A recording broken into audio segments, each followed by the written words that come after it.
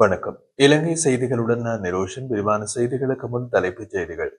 ஜப்பானின் ஒசாகாவில் நடைபெற்று வரும் எக்ஸ்போ 2025 கண்காட்சி நடைபெற்று இலங்கை தின நிகழ்வில் ஜனாதிபதி பங்கேற்பு.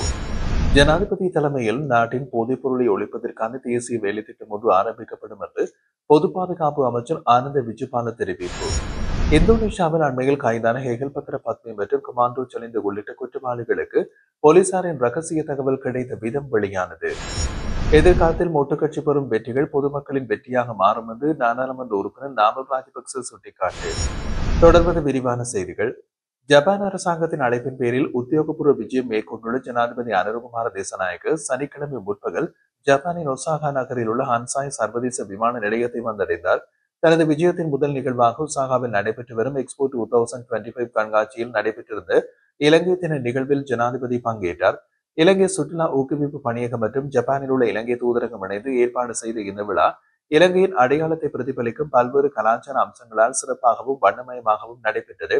இதில் ஏராளமான ஜப்பானியர்களும் வெளிநாட்டு சுற்றுலா பயணிகளும் கலந்து கொண்டனர். இந்த நிகழ்வில் உரையாற்றிய ஜனாதிபதி அனுரகுமார திசாநாயக்க உலகளாவிய மாற்றங்கள் நிகழும் இந்த காலகட்டத்தில் இலங்கை அதன் பொருளாதார பயணத்தில் முக்கியமான கட்டத்தை எட்டியுள்ளது.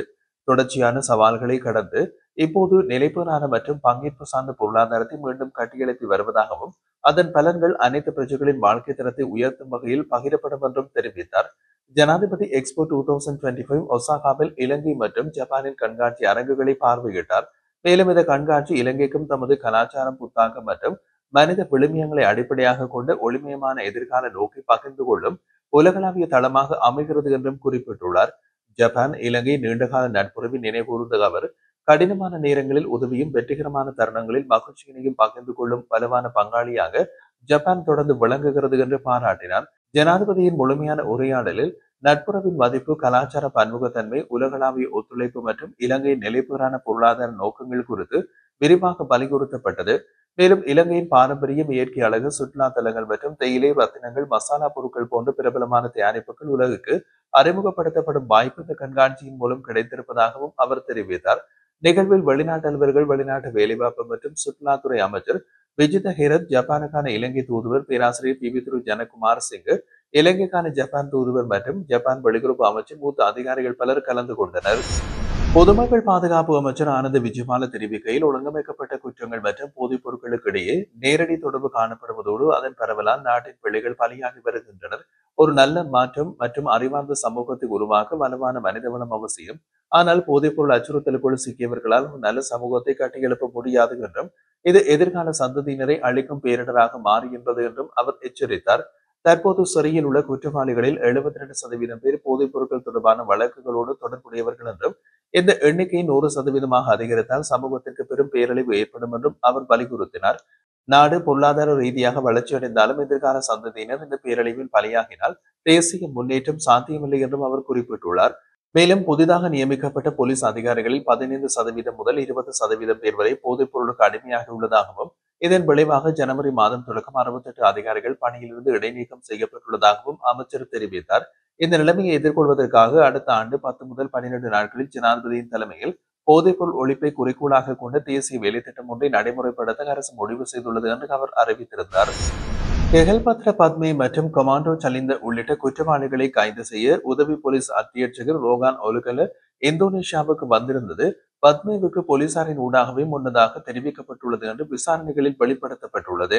மேலும் ஹெகல்பத்ர பத்மேவை கைது செய்வதற்காக சர்வதேச குற்றவியல் போலீசாரால் வெளியிடப்பட்ட சிவப்பு எச்சரிக்கை தொடர்பான தகவலும் இலங்கை போலீசாரின் வழியே ரகசியமாக பத்மேவுக்கு அறிவிக்கப்பட்டிருந்ததாக விசாரணைகளில் சுட்டிக்காட்டப்படுகின்றது. இந்தோனேஷியாவில் தங்கியிருந்த குற்றவாளிகளை பிடிக்க இலங்கை மற்றும் அந்த நாட்டின் பாதுகாப்பு படையினர் இணைந்து ஒரு பெரிய சுற்றிவளைப்பை முன்னெடுத்திருந்தனர்.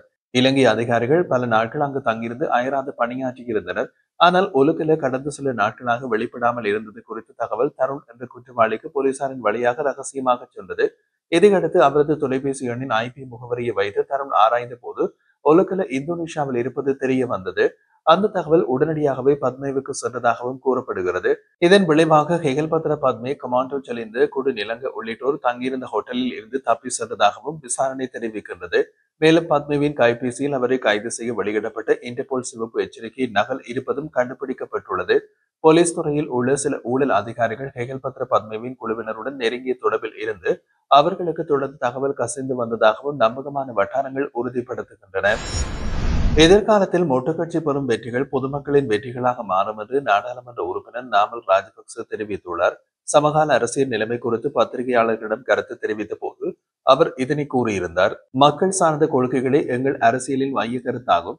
எனவே எதிர்காலத்தில் எங்கள் வெற்றியானது மக்களின் வெற்றியாகும். இதே பாதையில் தான் முன்னாள் ஜனாதிபதி மஹிந்த ராஜபக்சவும் தனது அரசியலை முன்னெடுத்தார். எங்களுக்கு தனிநபர் அரசியல் முக்கியமல்ல என்பது கொள்கையின் பிரதானம். அந்த கொள்கைகளை நடைமுறைப்படுத்தி வெற்றி பெற செய்வதற்காகவே எங்கள் அரசியல் நடவடிக்கைகள் அமைக்கப்படுகின்றன. தெஸ்ஸகுட்டியாராட்சி அண்மையில் வெளியிட்ட கருத்து ஊடகங்களில் தேவையற்ற முறையில் பெரிதாக்கப்படுகின்றது. ஆனால் அதில் குறிப்பிடத்தக்க எதுவும் இல்லை. இந்த நிலையில் ஜனாதிபதியாக அனுருகுமார திசநாயக்க இருந்தாலும் தாங்களே ஜனாதிபதி என்பது போல் முன்னணியில் அமர்ந்து கொள்பவர்கள் இந்திய அரசாங்கத்தில் உள்ளார்கள். தெஸ்ஸகுட்டியாராட்சியின் கருத்தும் அதே போன்று உள்ளது. இந்த அரசாங்கம் இருக்கும் அமைச்சர் லால்காந்தவே தேச போல நடந்து கொள்கின்றார். ஆகையால் அவ்வகையான கருத்துக்களை பெரிதுபடுத்த தேவையில்லை என்று அவர் வலியுறுத்தினார். கையூட்டல் ஒழிப்பு ஆணைக்குழுவின் தலைவருக்கு மேன்முறையீட்டு நீதிமன்றத்தின் தலைவரின் வேதனத்திற்கு சமமான வேதனத்தை வழங்குமாறு அரசாங்க நிதி பற்றிய குழு ஜனாதிபதிக்கு கோரிக்கை விடுத்துள்ளதாக அந்த குழுவின் தலைவர் நாடாளுமன்ற உறுப்பினர் கலாநிதி ஹர்ஷ டி சில்வா தெரிவித்துள்ளார். 2024ஆம் ஆண்டின் கையூட்டல் ஒழிப்பு குழுவின் தலைவரது வேதனத்தை மேன்முறையீட்டு நீதிமன்றத்தின் தலைவரது வேதனத்திற்கு சமன் செய்ய இணக்கம் காணப்பட்ட போதிலும் அது இன்னமும் நடைமுறைப்படுத்தப்படவில்லை என்று அவர் சுட்டிக்காட்டுகிறார். 2024ஆம் ஆண்டுக்கு பின்னர் மேன்முறையீட்டு நீதிமன்ற தலைவரின் வேதனம் அதிகரிக்கப்பட்டுள்ளதால் 2025ஆம் ஆண்டு ஜனவரி முதல் அமலாகும் வகையில் கையூட்டல் ஒழிப்பு ஆணைக்குழு தலைவரின் வேதனமும் அதுக்கேற்ப அதிகரிக்கப்பட வேண்டும் என்று நாடாளுமன்ற உறுப்பினர் ஹர்ஷ டி சில்வா வலியுறுத்தியுள்ளார். இதுவரை வேதனத்தை அதிகரிக்காததால் கையூட்டல் ஒழிப்பு ஆணைக்குழுவுக்கு அநீதி இழைக்கப்பட்டுள்ளது என்று குறிப்பிட்ட அவர் சம்பளத்தை அதிகரிக்க தேவையான நடவடிக்கைகளை எடுக்குமாறு ஜனாதிபதியிடம் கோரியுள்ளதாக தெரிவித்தார். தற்போது மேன்முறையீட்டு நீதிமன்ற தலைவரின் வேதனத்திற்கும் கையூட்டல் ஒழிப்பு ஆணைக்குழுவின் தலைவரின் வேதனத்திற்கும் இடையிலான வேறுபாடு 2 மடங்காக உள்ளது என்று தெரிவிக்கப்படுகிறது. இந்த நிலைமை ஊழலுக்கு எதிரான நிறுவனங்களின் அதிகாரிகளது கௌரவத்தையும் செயல்திறனையும் பேணுவதற்கு தடையாக அமையலாம் என்பது அரசாங்க நிதி பற்றிய குழுவின் நிலைப்பாடாக உள்ளது. உயிர்த்த ஞாயிறு சம்பவம் தொடர்பான பொறுப்பை ஜனாதிபதி அனுருகுமார திசாநாயக்க தலைமையிலான தேசிய மக்கள் சக்தி ஏற்க தயாராக இருந்தால் தமக்கு எதிராக முன்வைக்கப்படும் ஐஸ் போதைப்பொருள் குற்றச்சாட்டுகளை ஏற்க தயார்.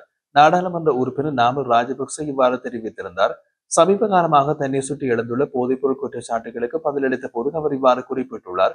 ஒரு இணைய ஊடகத்திற்கு அளித்த நேர்காணலில் ஐஸ் போதைப்பொருள் தயாரிக்க பயன்படுத்தப்படும் என்று சந்தேகிக்கப்படும் ரசாயன பொருளை கொண்டு வந்ததாக குற்றம் சாட்டப்பட்ட மனம்பேரி என்ற நபர் ஸ்ரீலங்கா பொதுச்சர பரம்பரை முன்னணியின் உறுப்பினர் ஆவார்.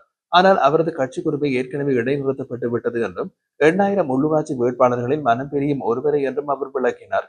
இந்த விவகாரத்தில் மனம்பேரியுடன் இணைந்து ராஜபக்சக்களையும் குற்றம் சாட்ட முயல்வது தர்க்க ரீதியில் சரியல்ல என்றும் அவர் கூறியிருந்தார்.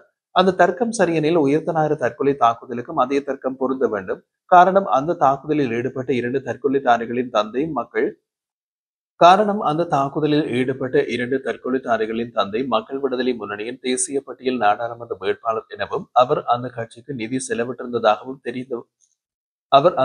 நிதி செலவிட்டிருந்ததும் தெரிந்த விடயமே என்றும் சுட்டிக்காட்டினார்.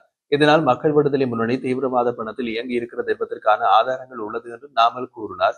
குற்றப்புலனாய்வு திணைக்களத்தின் முன்னாள் பிரதானி கூட இப்ராஹிமின் புதல்வர்கள் உயிர்த்த ஞாயிறு தாக்குதலில் திட்டமிடலில் ஈடுபட்டிருந்தார்கள் என்று தெரிவித்திருந்தார் என்பதையும் அவர் நினைவூட்டினார்.